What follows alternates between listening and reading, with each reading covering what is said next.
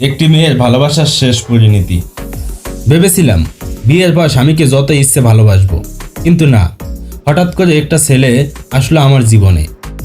আমাকে নাকি সে পাগলের মতো ভালোবাসে, আর কিছুদিন পর আমিও তাকে পাগলের মতো ভালোবেসে ফেলি। তার প্রতি ছিল আমার অন্ধবিশ্বাস। মেয়ে বলছে, জান I love you, I love you কলিজা। ছেলে বলছে, আই লাভ ইউ টু জান।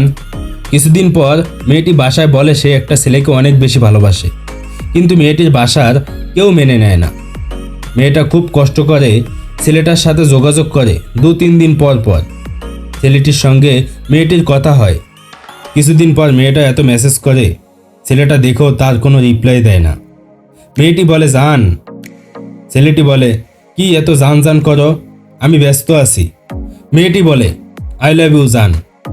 ছেলেটি বলে আমি ব্যস্ত আছি, বাই।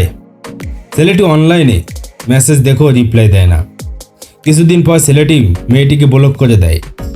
মেয়েটি কয়েকটি অন্য আইডি থেকে যোগাযোগ করতে চায়, কিন্তু ছেলেটি সেগুলোও ব্লক করে দেয়।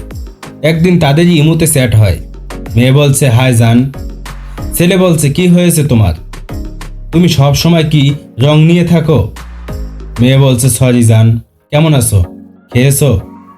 আলাদা দরদ দেখাতে এসো বুঝি। ছেলেটি তাকে ইমু থেকে ব্লক করে দেয়। পরে ঈদের দিন মেয়েটি ইমুতে গিয়ে দেখে ওর আইডি আনব্লক। মেয়েটি খুশি হয়ে ছেলেটিকে আবার মেসেজ করলো, হাই হ্যালো, একটা কথা জিজ্ঞেস করব? ছেলেটি বলল আমার জন্য কষ্ট হয় না এখন?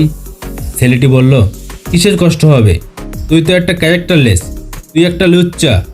মেয়েটি সেদিন রাতে অনেক বেশি কাঁদে। সে যাকে এত বেশি ভালোবাসে সে সে এত বাজে কথা বলল। আরে আরে আরে ওয়েট গাইস, কোথায় যাচ্ছেন?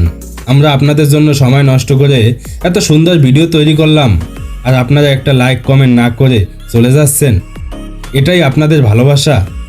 এমন সুন্দর ভিডিও পেতে আমাদের সাথে থাকুন, আর আমাদের ভিডিওগুলো বেশি বেশি শেয়ার করুন আপনার প্রিয় মানুষের কাছে।